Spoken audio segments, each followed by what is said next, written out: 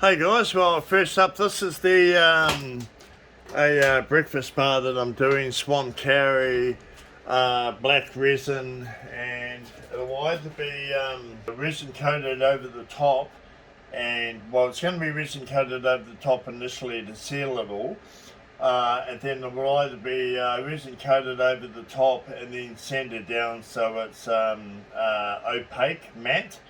Because my clients don't like the shiny stuff, or we're going to sand all the resin off the top layer and then oil it. So main reason why I have to resin this is all of these cracks here, so if I just leave this is going to fall apart, and I'm a little bit concerned about that.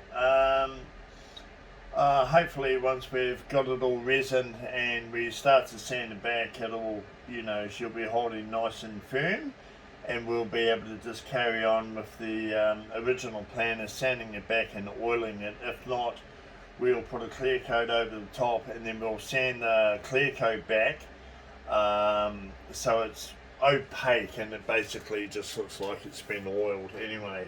But my first preference I think would be to go for getting this so it's done the way we initially intended. So first up, this is a polypropylene mold. It's 22 millimeters thick. I use polypropylene for all of my molds, quick release, and everything comes out dead flat. So game plan now is put this mold together. Once the mold's together, silicon my inside lines and silicon my outers, take my slab out and I'll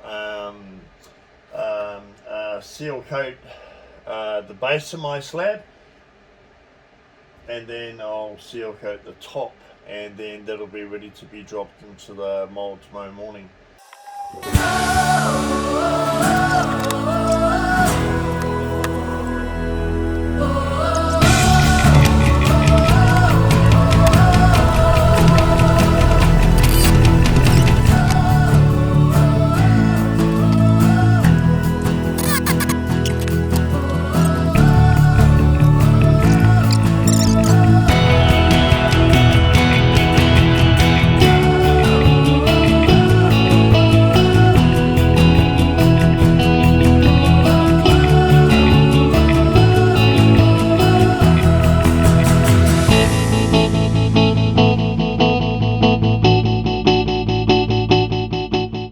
Okay guys, so next up, this is the midnight black breakfast bar made with stunning Swamp Kauri that we got from came from the Coromandel region, I believe. What do we need? We need resin.